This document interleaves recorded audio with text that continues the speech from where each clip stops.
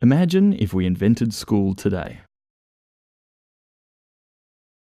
Classrooms, grades, textbooks, school as we know it, all came into being during the Industrial Revolution to help educate 19th century factory workers.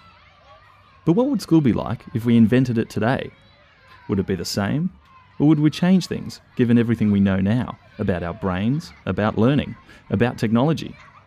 Would we change things knowing the world we live in today and knowing what challenges and opportunities we might face tomorrow? And if we did change things, what would today's school be like? Imagine if we focused on the important things.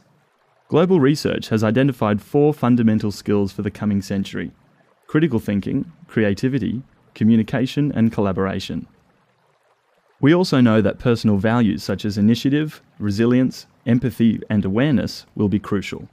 School can play an important part in modelling and encouraging the development of these skills and in shaping these values.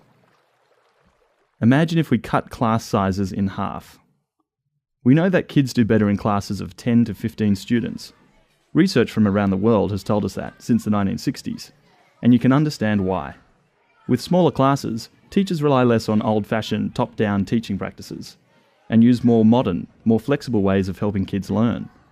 More small groups, more invaluable one-on-one time. With smaller classes, teachers can build better rapport and have a greater appreciation of the needs and interests of each student. Imagine if parents were teachers too. Parents are often recognised as the first teachers, but once school begins, they're effectively shut out of the classroom. What if parents spent a few hours each week in the classroom, not sharpening pencils and tidying up, but actively collaborating and facilitating learning experiences? What if schools helped them gain the skills necessary to do so, skills they could use at home too? This kind of support means an even better educator-to-learner ratio and gives teachers even more flexibility and more time with individual students.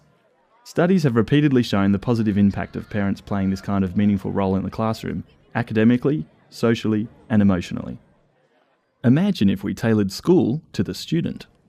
We've come to expect personalised, customised experiences in every other aspect of life, but the classroom is still a one-size-fits-all production line.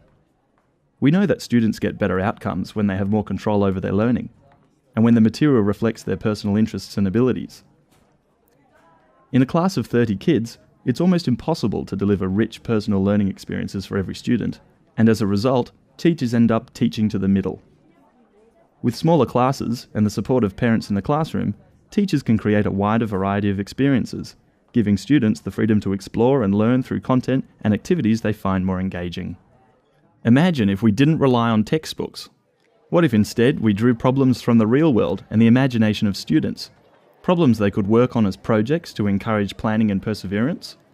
Problems they could work on together to foster teamwork and collaboration? Problems with solutions that have an impact outside the classroom, connecting their learning to the broader community. 21st century skills and values. Smaller classes, parent participation, student-directed project-based learning. These are just a few of the many ways we're talking about reimagining school for today. Join the conversation at Schoolhouse.